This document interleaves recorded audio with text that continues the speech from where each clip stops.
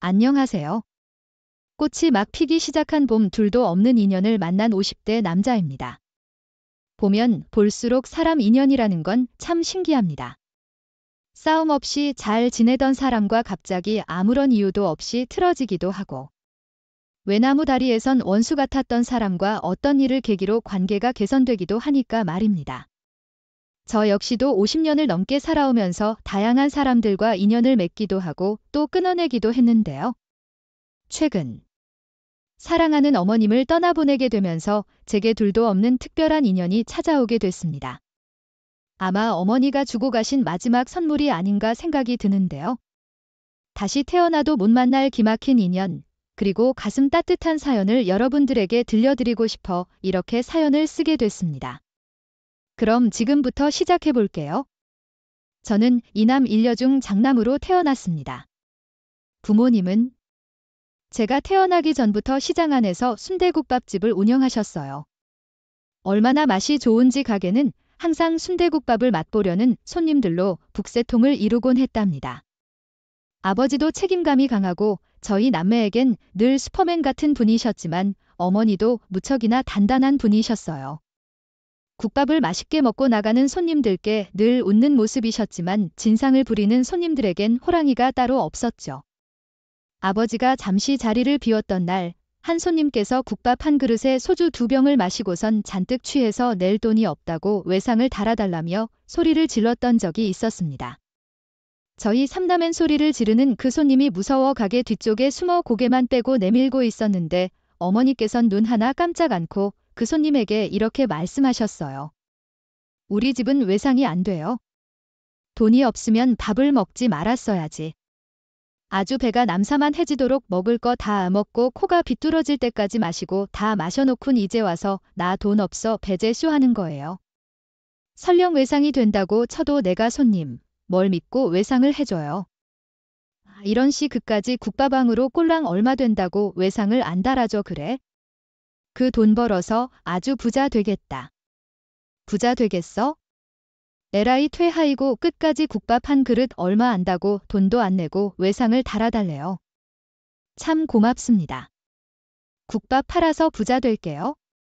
단 한마디도 지지 않는 어머니를 보고 그 손님은 부하가 치밀었던지 그냥 아예 바닥에 배를 따고 드러누워 버렸습니다.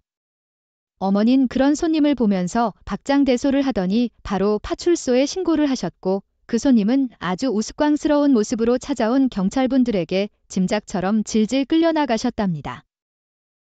물론 돈은 어머니께서 끝까지 받아내셨고 말이죠. 강강약약이라는 말이 있죠. 강한 자에겐 강하게 약한 자에겐 약하게 어머닌 그런 분이셨습니다. 술을 마시고 진상을 부리거나 추태를 부리는 사람들에겐 아주 단호하게 대처할 줄 아시는 분이셨고 근처에서 구걸하거나 허름한 행색을 하고 있는 사람들이 있으면 손님이 없는 시간을 틈타 가게로 들여 따뜻한 국밥 한 그릇을 내어주는 온탕과 냉탕을 자유자재로 넘나드는 분이셨답니다.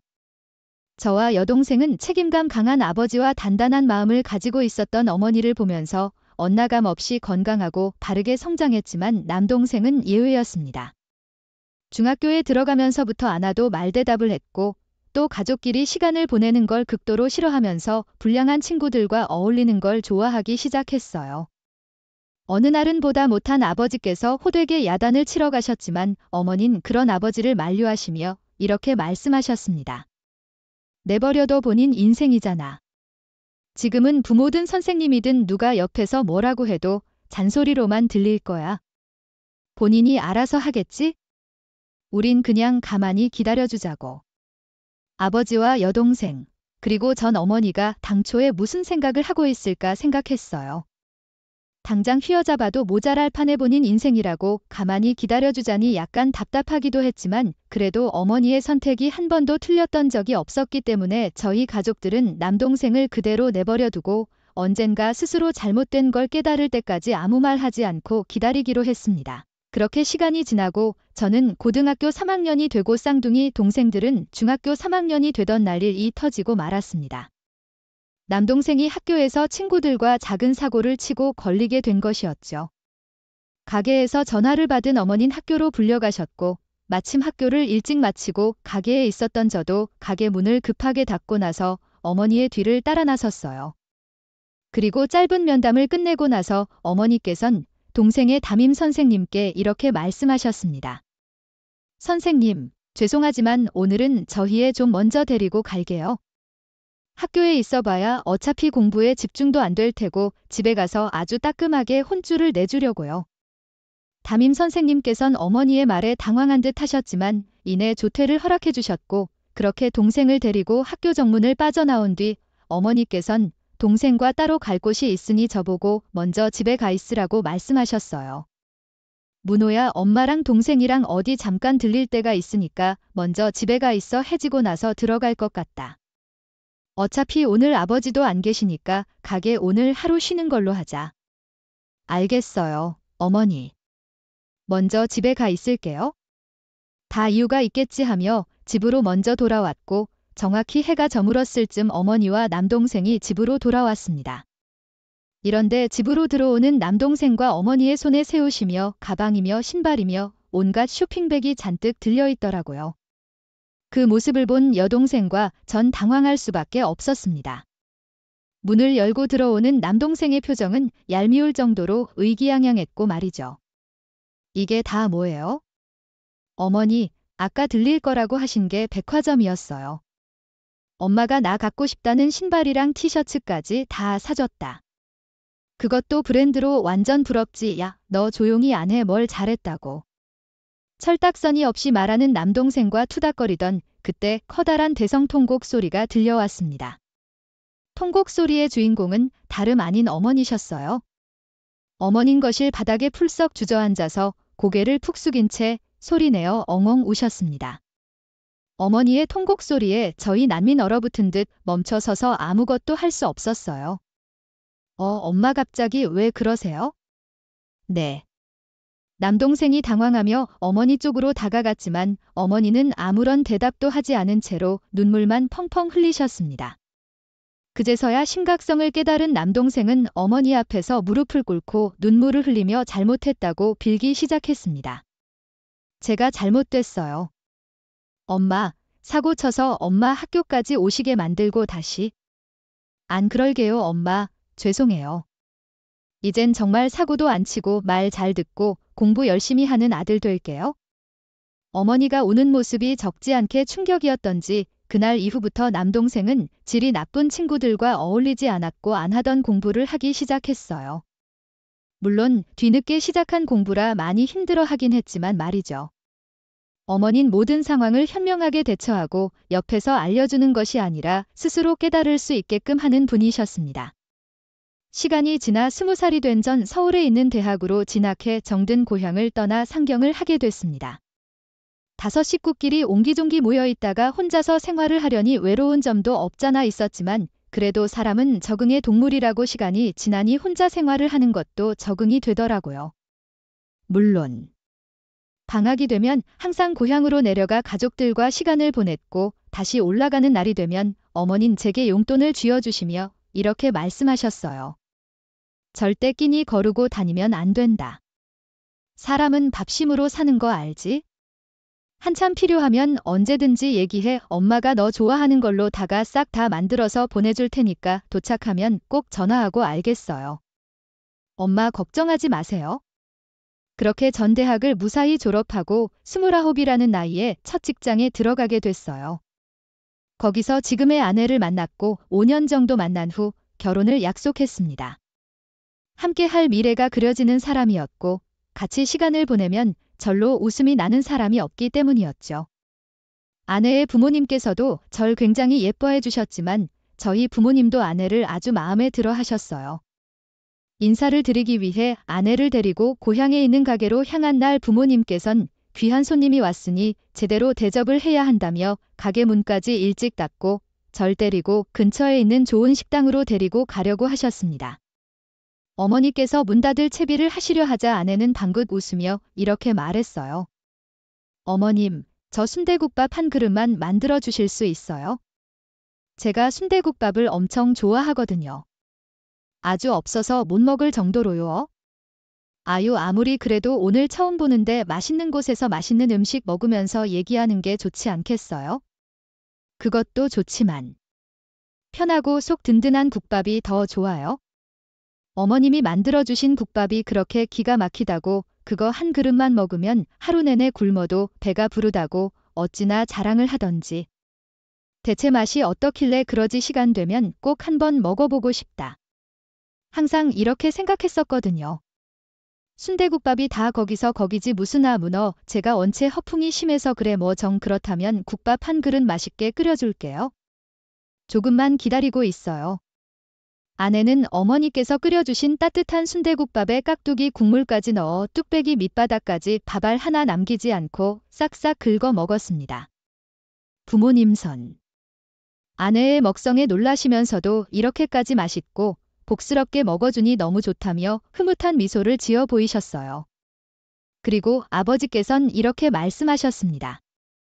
젊은 아가씨가 아주 복스럽게 잘 먹네. 이 정도면 우리 집 맏며느리 자격 아주 충분해. 아니 충분하다 못해 차고 넘쳐. 사람은 자고로 말이야. 편식 없이 뭐든지 잘 먹어야 좋은 거야. 사람 먹는 거 보고 이렇게 흐뭇한 적은 니네 엄마 유로 처음이다. 문호야. 사실 처음 보는 자리이니만큼 부담스럽기도 하고 불편하기도 했을 텐데 스스럼 없이 저희 부모님께 웃으면서 대하고 또 어머니가 만들어주신 순대국밥을 싹 비운 아내에게 고마움이 느껴졌습니다. 그렇게 가게를 나와 집으로 돌아가는 길 아내는 제게 이렇게 말했어요. 어머님 말이야. 정말 음식 잘하시는 것 같아. 나 원래 국밥 엄청 좋아하잖아. 근데 살면서 어머님이 해주신 것만큼 맛있는 국밥은 한 번도 못 먹어봤어. 나중에 결혼하게 되면 어머니께 요리는 꼭 배워야겠다. 맞아, 우리 엄마가 음식 솜씨가 좀 좋긴 하지. 처음 뵙는 자리여서 좀 부담스러울 수도 있었을 텐데 부담 하나 없이 음식 잘 먹어줘서 너무 고마워. 고맙기. 살짝 개걸스러워 보였나? 걱정은 좀 되지만 그래도 아버님 어머님이 예뻐해 주셨으니까 그걸로 됐어. 양가 부모님들께 서로 좋은 이미지를 심어준 저인 상견례까지 완벽하게 맞춘 후 모두의 축복 속에서 결혼식을 올리게 되었어요. 그리고 허니문 베이비까지 찾아와 줬답니다. 손주가 생겼다고 말씀드리니 저희 부모님은 드디어 우리도 할머니 할아버지가 되는 거냐며 눈물을 지으셨어요. 역시 오래 살고 볼 일이야? 내 친구들 손주 자랑하는 거 듣고 있으면 마냥 부럽기만 했었는데 이제 나도 자랑할 수 있겠네? 그럼요. 엄마, 나중에 우리 달콩이 태어나면 친구분들한테 꼭 자랑하세요. 얘가 우리 손주다 이뻐 죽겠지 하면서요 함이고 나아지고 자랑하고 다닐 거야. 그나저나 이제 조금 있으면 입도 또 심해질 텐데 벌써부터 걱정이다. 얘 입덧하면 살도 막 빠지고 조금만 먹어도 바로 올라오고 하거든. 네가 옆에서 잘 챙겨줘야 한다. 알겠지 엄마? 옆에서 아주 극진히 모실 테니까 걱정 붙들어 매세요. 나중에 한번 내려갈게요. 원래 아이 가진 지 2달 정도가 지나고 나면 본격적으로 입덧이 시작되잖아요. 그 시기가 가장 괴롭다는 건 익히 들어서 잘 알고 있습니다. 그런데 아내는 다행히도 입덧이 찾아오시기에 먹듯이 찾아와 줬어요. 음식을 먹지 못하고 냄새만 맡아도 구역질을 하고 토하고 이런 가정들을 접지 않아도 됐던 거죠. 그런데 문제가 하나 있었습니다. 먹듯이 찾아와서 잘 먹는 것까진 참 좋은데 어머. 만들어주신 순대국밥을 그렇게도 먹고 싶어 하는 것이 가장 큰 문제였어요. 어느 날은 저희 가게 순대국밥이 너무 먹고 싶다며 새벽같이 일어나 엉엉 울기까지 하더라고요. 어머니께서 만들어주신 순대국밥 먹고 싶어. 이 시간에 내가 24시 국밥집이라도 가서 사올까? 근처에도 맛있는 집이 있으니까. 아 싫어 어머님이 만들어주신 것보다 감칠맛도 떨어지고 맛도 없단 말이야. 아 내 입엔 어머니께서 만들어주신 순대국밥이 세상에서 제일 맛있다고 아. 알았어, 알았어. 지금은 어머니 주무실 시간이니까 나중에 아침 되자마자 연락드려 볼게. 그리고 다음날 날이 밝자마자 어머니께 전화드렸고 자초지종을 설명했습니다. 아내가 입덧 대신 먹듯이 찾아왔는데 밤이든 낮이든 새벽이든 가리지 않고 시종일관 우리 가게 순대국밥만 찾아댄다고 말이죠. 그 소리를 듣자마자 어머니 박장대소하시며 이렇게 말씀하셨습니다. 아이고 내가 새아가 때문에 못 산다 못 살아 알았어. 엄마가 끓여가지고 바로 먹을 수 있게 국물이랑 순대랑 이것저것 가득 사가지고 택배로 보내줄게. 지금은 조심해야 할 시기니까 나중에 안전기 접어들면 가게로 직접 먹으러 와. 그렇게 어머니께선 직접 만드신 육수와 순대 등을 꼼꼼하게 포장해서 보내주셨고 그렇게 기다리던 순대국밥을 한 입 먹은 아는 정말 좋아서 어쩔 줄을 몰라 했어요. 어머니가 만들어주신 국밥이 저렇게 좋을까 싶은 마음에 신기하기도 했고 맛있게 먹어주는 아내가 귀엽기도 하더라고요. 그렇게 아내가 만삭에 접어들었을 무렵 저희 가족에게 청천벽력 같은 일이 일어나고 말았어요. 건강 하나만큼은 늘 자부하셨던 아버지께서 집에서 갑작스럽게 쓰러지신 것이었죠. 아버진 급히 서울에 있는 대학병원까지 옮겨졌고 여동생으로부터 그 소식을 들은 저희 부모는 급히 아버지가 계시는 병원 중환자실 쪽으로 향했습니다. 그곳엔 힘없이 주저앉아 고개를 푹 숙이고 계신 어머니와 눈물을 흘리고 있는 동생들이 있었어요. 대체 이게 무슨 일이에요? 아버지 아무 문제 없이 건강하셨잖아요. 근데 갑자기 왜? 계속 머리가 지끈거린다고 하더니 나중엔 화장실 들어가서 토까지 하더라고. 그렇게 계속 비틀거리면서 화장실을 들락거리다가 쓰러지셨어. 그래서 원인이 뭐래 대체 뭐길래 거기서 여기까지 온 거야? 뇌출혈이래. 뇌출혈 골든타임이 3시간 정도인데 아빤 너무 늦게 와서 어떻게 될지 모르겠대. 우리 아빠 어떻게 얼마나 아팠을까? 뇌출혈은 제때 치료를 하지 않으면 회복될 가능성이 거의 없다는 걸 알고 있었지만 그래도 마음 한켠으로 작은 기적이 일어나길 바랐습니다. 하지만 가족의 바람에도 불구하고 아버진 결국 뇌사 판정을 받게 됐어요. 아버지께 마지막 인사 건네는 게 좋겠다는 의사 선생님의 말에 저희 가족은 다 같이 중환자실로 들어갔습니다. 아버진 마치 주무시는 것처럼 편안한 얼굴이셨어요. 저는 아버지의 손을 꼭 잡고서 이렇게 말했습니다. 아버지 손주 얼굴이라도 한번 보고 가시지 많이 보고 싶어 하셨잖아요. 평생 저희 집 기둥이 되어주셔서 감사했어요. 거기서 나쁘지 마시고 저희도 잘 지내고 있을 테니까 하늘에서 잘 지내나 못 지내나 꼭 지켜봐 주셔야 돼요. 하셨죠. 여보, 우리 같이 산 지 30년이 넘었네. 그동안 같이 장사하면서 볼 꼴 못 볼 꼴 다 보고 살았는데 그치 그래도 당신이랑 함께하는 세월 동안 이렇게 든든한 자식들도 셋이나 낳고 예쁜 며느리도 보고 참 행복했어. 다음 생에 다시 만나게 되면 그땐 좀 더 내 옆에 오래 있어줄 거지? 애들이랑 새아간 내가 잘 챙길게. 그러니까 아무 걱정하지 말고 다 내려놓고 바람 타고 헐헐 떠나 놔둬. 멀지 않은 날을 갈 테니까 그때까지 잘 지내고 있어. 알겠지? 많이 사랑해 여보. 아버진 그렇게 세상을 떠나셨습니다. 준비되지 않은 갑작스러운 이별은 정말 심적으로 많이 힘든 일이더라고요. 아내는 홀몸이 아니었고 더군다나 만삭이었기에 충분히 힘들었을 법도 한데 장례를 치르는 내내 단 한 번도 힘든 기색을 내비치지 않았습니다. 오는 조문객을 맞았고 또 조문객들의 식사까지 110이 들고 나를 정도였죠. 그 모습을 보고 힘들지 않냐고 물었을 때 아내는 제게 이렇게 대답했어요. 힘들어도 어머님, 당신 아가씨 도련님이 더 힘들지? 그리고 내가 맏며느리잖아. 이 정도는 거뜬히 해야 하지 않겠어? 본인 몸도 많이 힘들 텐데 아무렇지 않게 웃어주는 아내가 참 고마웠습니다. 그렇게 아버지를 눈물로 보내드린 후 어머니와 동생들은 다시 고향으로 돌아갔어요. 가지와 둘이 운영하시던 가게엔 앞으로 어머니 혼자 운영을 한다고 하시더라고요.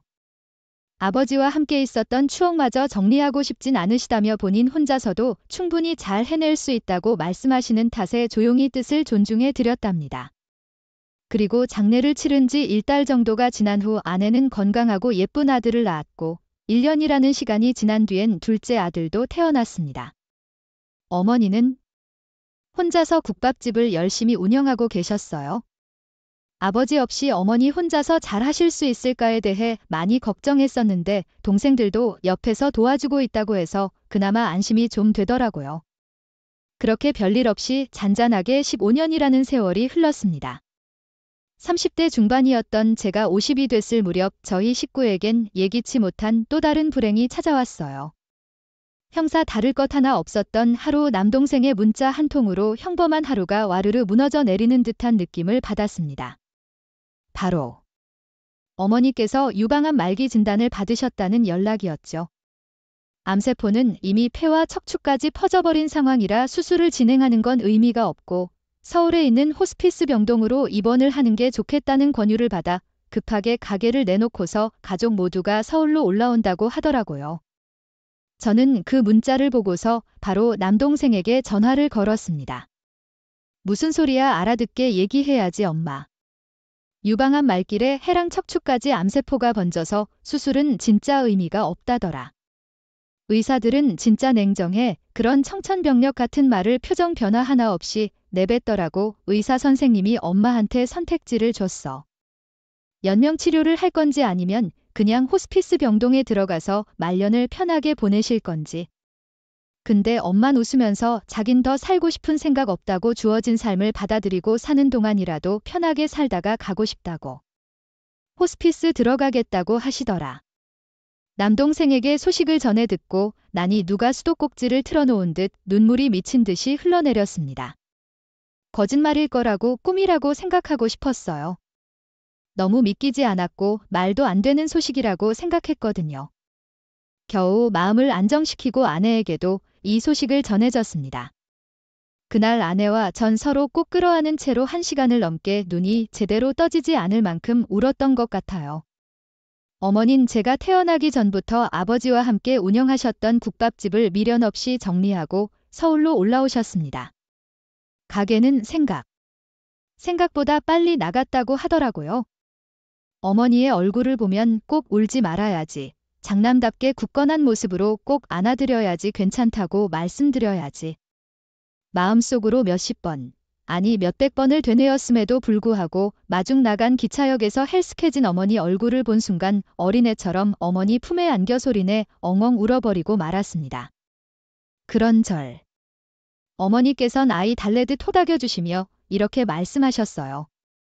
아이고, 우리 문호 나이만 먹었지 아직도 아기네. 아기 왜 울어? 별로 울 리도 아니구만. 정작 당사자는 이렇게 덤덤한데 웬 니들이 더 난린지 모르겠다.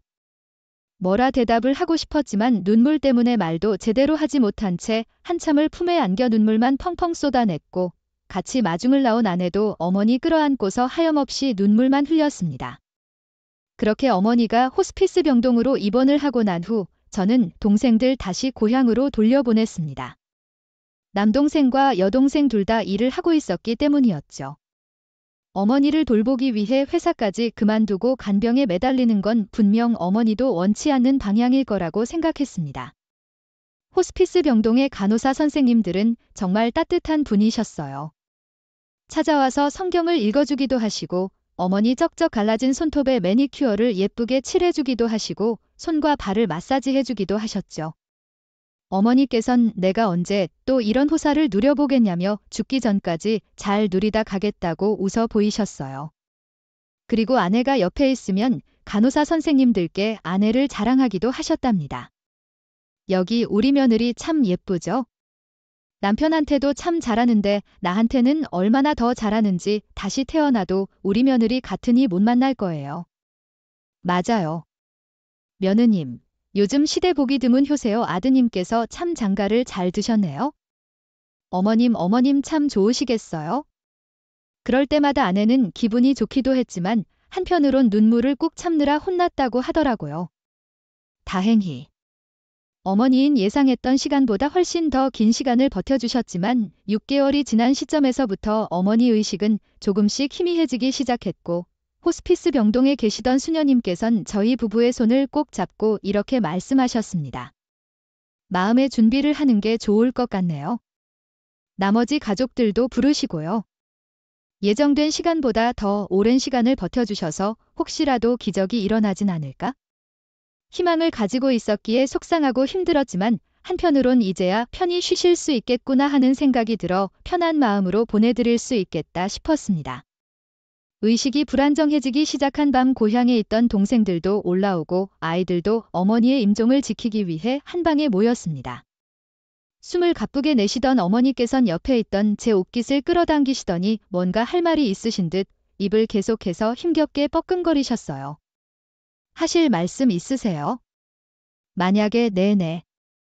장례식이 열렸을 때 혹시라도 명호라는 청년이 찾아오거든 동생을 대하는 것처럼 따뜻하게 보듬어주고 잘해줘야 한다. 이 엄마가 죽기 전에 마지막으로 너한테 하는 부탁이야. 하늘에서도 지켜볼 거니 그 아이가 찾아오면 꼭 따뜻하게 대해줘야 한다. 알겠지? 네, 알겠어요. 어머니 말씀대로 그렇게 할게요. 명호라는 청년을 동생처럼 대해 달라는 것이 어머니의 마지막 유언이었습니다. 그렇게 어머니는 동생들과 저희 아들 둘 아내가 지켜보는 가운데 봄눈이 내리던 3월의 어느 날 편안히 눈을 감으셨습니다. 어머니의 장례식장엔 정말 많은 분들이 찾아와 주셨어요. 같이 일을 했던 상인분들로부터 시작해 어머니의 소시적 친구분들까지 찾아오셔서 모두 같이 슬픔을 나눠주고 가셨어요. 너무 많은 분들이 오셔서 살짝 정신없기까지 할 정도였습니다. 그렇게 10시 정도가 되니 찾아오는 조문객들의 발길도 조금씩 줄어들었고 오늘은 더 올 손님이 없겠지 싶던 그 순간 한 청년이 대성통곡을 하며 장례식장 안으로 신발을 벗고 들어오는 게 아니겠어요? 그리고선 어머니의 영정사진 앞에서 주저앉은 채 나라를 잃은 사람처럼 큰 소리로 오열하는데 저와 동생들, 아내와 아이들까지 모두 당황스러워하며 어쩔 줄을 몰라 했습니다. 너무 심하게 오는 바람에 이러다 추상 1번 더 치르겠구나 싶어 저는 황급히 달려가 그 청년을 달래며 물었습니다. 저기 늦은 밤에 이렇게 찾아와서 같이 울어주고 슬퍼해 주시는 건 정말 감사한데요. 실례지만 누구신데 이렇게까지 슬퍼하시는지? 죄송합니다. 많이 당황스러우셨죠? 처음 뵙겠습니다. 전 김명호라고 합니다. 명호라는 이름을 듣는 순간 제 머릿속에서 뭔가 반짝하고 터지는 기분이 들었어요. 어머니의 마지막 유언에서 들었던 그 이름 엉엉 우는 그 모습을 보자마자 어머니가 말씀하셨던 청년이구나 싶은 생각이 들었습니다.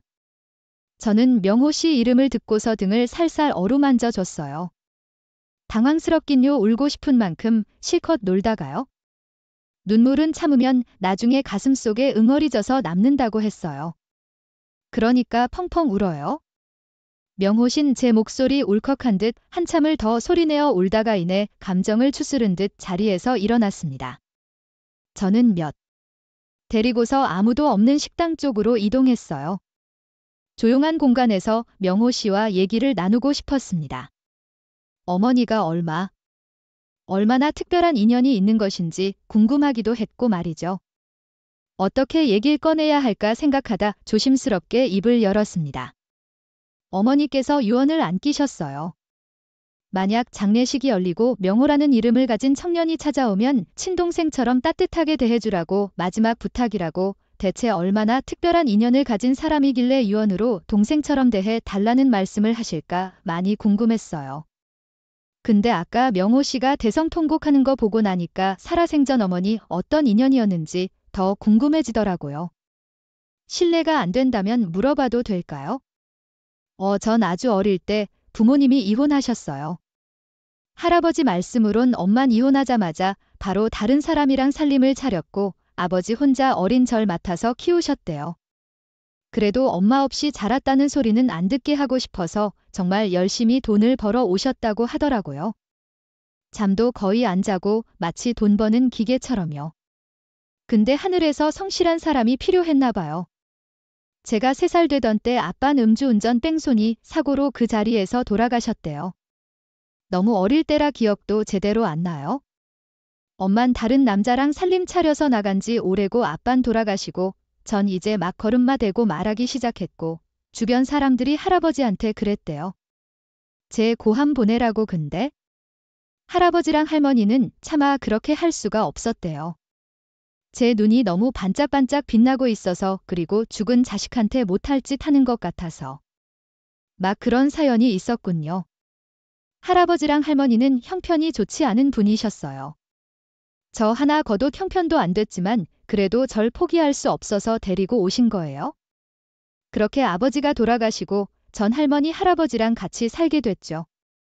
할아버지랑 할머니는 맨날 첫날 리어카를 끌고 해지랑 공병을 주로 다니셨고 저는 너무 어려서 할아버지 할머니가 오시기 전까지 맨날 대문 앞에 쪼그려 앉아 기다리고만 있었어요. 그러다 깜빡 잠들기도 하고 눈 떠보면 할머니가 따뜻한 손으로 제 얼굴을 어루만지면서 자장가를 불러주고 계셨어요. 다른 건 몰라도 그거 하나만큼은 선명하게 기억이 나요. 좋은 기억이었나 봐요. 지금까지 생각이 날 만큼. 할머니는 참 따뜻한 분이셨어요. 어릴수록 잘 먹고 커야 된다면서 저한테 맛있는 소시지 반찬이나 고기 반찬을 해주시곤 하셨거든요. 자주는 아니었지만 제가 좋아하는 반찬이 나올 때마다 할머니한테 뽀뽀를 해드리곤 했어요. 지금 생각해보면 가끔 해드리는 그 뽀뽀를 좋아하셨던 것 같아요. 그렇게 저한테 한없이 따뜻하기만 하셨던 할머니는 제가 9살이 되더니 노안으로 돌아가셨어요. 9살이면 그래도 어느 정도 알 건 다 아는 나이잖아요. 세상이 무너져 내리는 것 같았어요. 그래서 막 울었는데 할아버지가 그러시더라고요. 너 그렇게 울면 너네 할머니 넣어두고 마음 편하게 못 간다고. 그 말에 거짓말처럼 울음이 딱 멈추는 거 있죠. 할머니가 돌아가신 건 너무 슬펐는데 그래도 이왕 가시는 거 마음 편히 가셨으면 좋겠다고 생각했었나 봐요. 그렇게 할머니가 돌아가시고 할아버지랑 둘이 살기 시작했어요. 명호 씨가 담담하게 얘기를 해나가는데 이 말을 아무렇지 않게 할 수 있게 되기까지 얼마나 많은 노력을 했을까 싶어서 마음 한구석이 쓰려왔습니다. 할아버지랑 둘이서 살기 시작했을 때부터 저도 폐지랑 공병 줍는 걸 돕기 시작했어요. 비가 오든 천둥이 치든 눈보라가 치든 상관없이요. 비 오고 눈 오는데 공병이랑 폐지를 주우러 다녔어요. 돈 버는데 날씨가 무슨 상관이 있겠어요. 비가 올 때도 눈이 올 때도 우산이나 우비 하나 없이 그렇게 열심히 고사리 손으로 공병이랑 폐지를 주었어요. 지나다니는 사람들은 다들 할아버지와 절 미친 사람들 취급했고요. 근데 저희를 유일하게 따뜻한 손길로 감싸준 분이 계셨어요. 그게 바로 고 사장님이셨습니다. 저는 그 말을 듣고 깜짝 놀랄 수밖에 없었습니다. 어머니는 한 번도 누군가를 도와줬다는 얘기를 하신 적이 없었거든요. 아까 명호 씨를 봤을 때 누군지 못 알아봤던 걸로 봐선 동생들도 명호 씨의 존재를 모르는 것 같았어요. 저희가 비 오는 날 폐지를 주우러 다니면 저희가 있는 곳까지 와서 모아둔 폐지나 빈소주병들을 리어카에 실어주셨고 비에 젖지 않게끔 비닐까지 야무지게 씌워주셨어요. 그리고 할아버지랑 제게 우비까지 주시면서 비 오는 거 맞지 말고 이거라도 쓰고 다니라고 말씀해 주셨죠. 그리고 더운 날엔 더위 먹지 말라고 물을 먹기 좋게끔 얼려주시기도 했고요. 그리고 아주 가끔씩 하굣길에 고 사장님을 마주치면 아이스크림이라도 사 먹으라며 용돈을 주어주시기도 하셨어요. 한겨울에 할아버지랑 리어카를 끌고 가면 따뜻한 국밥이라도 한 그릇하고 몸 좀 녹이고 가라면서 순대국밥도 2그릇 내주셨는데 저희한테 무슨 일이 있어도 돈을 안 받으려고 하시더라고요. 할아버지가 계속 사람이 밥을 먹었으면 값을 치러야지 하면서 돈을 내려고 해도 아이고 영감님 됐어요. 이러시면서 극구 사용하시던 분이셨어요. 구 사장님은 명호신 은은하게 미소를 띄우더니 이내 충격적인 말을 이어가기 시작했습니다. 그렇게 시간이 흘러 17이 되더니 유일한 가족이었던 할아버지마저 기관지 질환으로 세상을 떠나셨다는 것이었어요. 17은 이제 막 사춘기가 시작될랑 말랑하는 시기잖아요. 딱 그때 할아버지가 돌아가시니까 정말 미쳐버리겠더라고요, 세상에. 내 편이 아무도 없는 기분이 있잖아요. 어차피 이제 내 옆엔 아무도 없고 날 챙겨줄 사람도 없고 내가 엇나가도 바로잡아줄 사람 야단쳐줄 사람도 아무도 없으니까 인생 막 살자. 엉망진창으로 살아보자.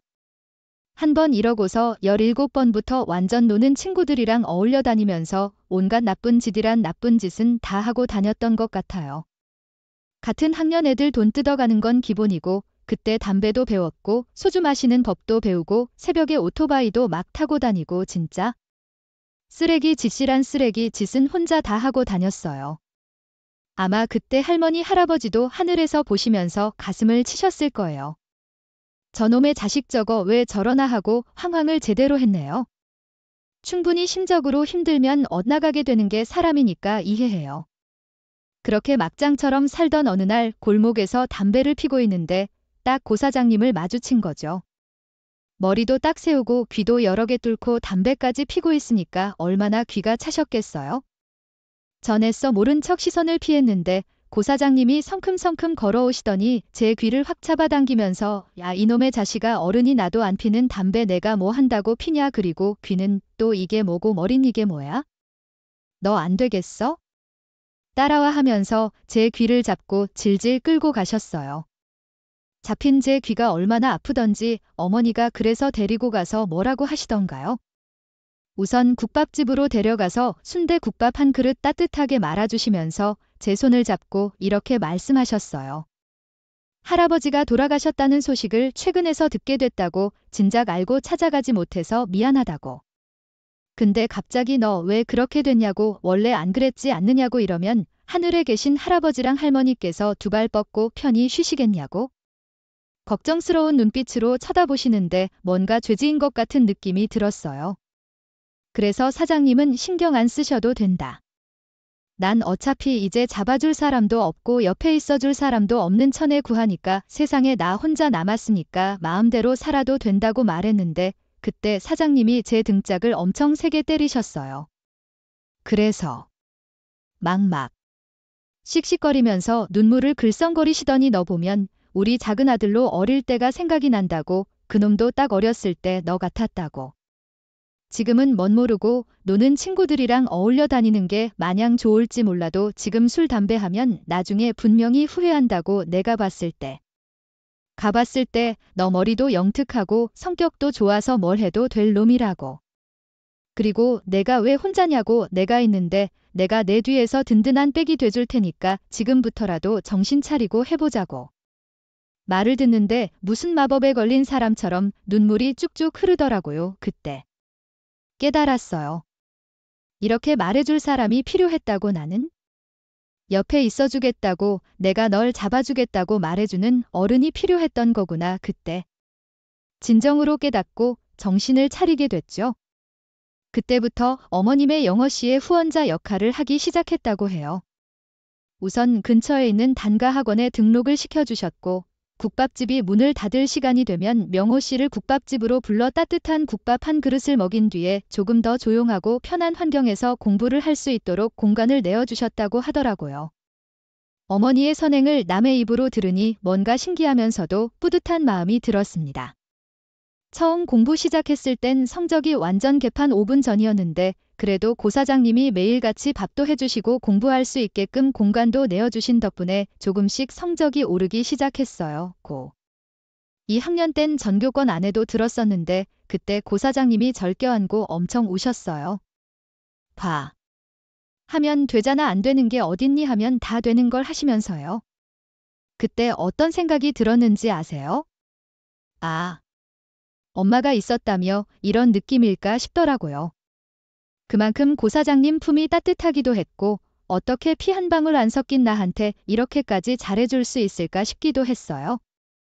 그렇게 꾸준히 성적을 유지하고 수능을 치던 날 고 사장님이 저한테 여시랑 찹쌀떡 사주시면서 원하는 대학 꼭 붙으라고 주문도 걸어주셨어요. 그 덕분인지 명호신 서울 안에서도 제법 유명한 대학에 합격을 하게 됐고 그 소식을 들은 어머니께서도 기뻐하시며 명호 씨의 첫 대학 등록금과 자취방 월세까지 내주셨다고 해요. 대학 다니면서 아르바이트 하려고 했는데 고 사장님이 그러시더라고요. 대학생이 공부에 전념해야지 아르바이트 무슨 아르바이트 생활비 내가 조금씩 보내줄 테니까 넌 아무것도 신경 쓰지 말고 공부만 해라고요.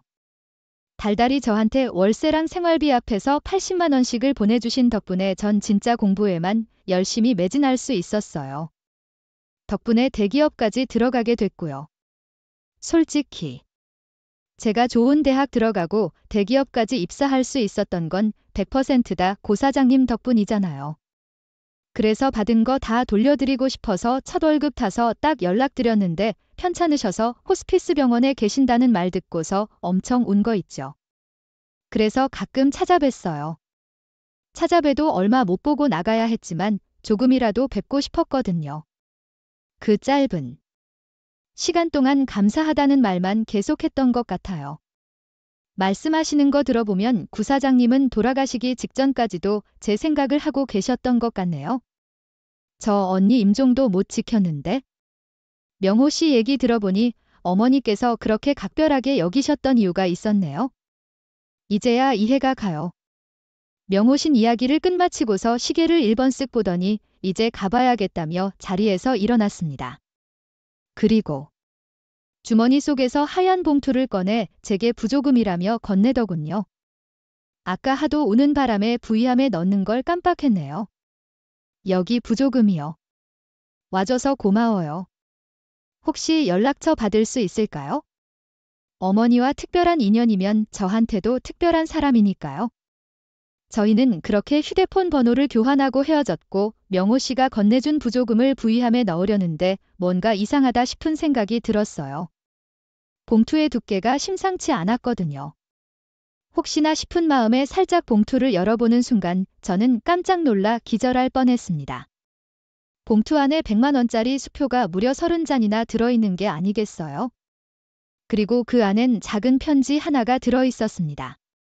그 편지를 열어보니 아주 짤막하게 고사장님 가시는 길 여태 받았던 빚을 조금이나마 갚고 싶었다는 내용이 들어있었습니다. 어떤 마음으로 이 봉투에 돈을 넣었을진 100번 이해하지만 그래도 이건 아니다 싶어 봉투를 부위하면 넣지 않고 따로 보관했습니다. 장례가 끝나면 돌려줄 심산으로 말이죠. 그리고 마지막 발인까지 모두 끝마친 후 저는 명호 씨에게 전화를 걸었습니다. 안녕하세요. 저 고사장님 큰 아들이에요. 오늘 어머니 잘 보내드렸어요. 아, 안녕하세요. 죄송해요. 발인까지 제가 봤어야 했는데 아니에요? 발음이 아니라 혹시 오늘 좀 만날 수 있을까요? 그날은 너무 급하게 보낸 것 같아서 식사도 할 겸 또 줄 것도 있고. 마침 제가 조금 있다가 퇴근이라서요. 제가 계신 곳으로 가겠습니다. 장소 문자 남겨주세요. 저는 명호 씨에게 집 근처에 있는 작은 카페로 오라고 주소를 남겨줬고 정확히 1시간 정도가 지난 후 명호 씨와 만날 수 있었습니다. 그리고 이걸 어떻게 전해줘야 좋을까? 한참 동안 고민하다 가방 안에서 하얀 봉투를 꺼내 조심스럽게 명호 씨의 손에 쥐어주고서 이렇게 말했습니다. 부조금 금액 확인해봤어요. 인간적으로 밖엔 너무 큰 액수인 것 같기도 하고 해서 보여주려고 만나자고 한 거예요. 네. 아니, 아닙니다. 이건 꼭 받아주셔야 돼요. 고 사장님께서 저한테 잘해주신 게 얼만데 그거 값으로 다 환산하면 이거 100배도 모자라요 아니에요. 그 돈을 받는 건 어머니도 원치 않으실 거예요.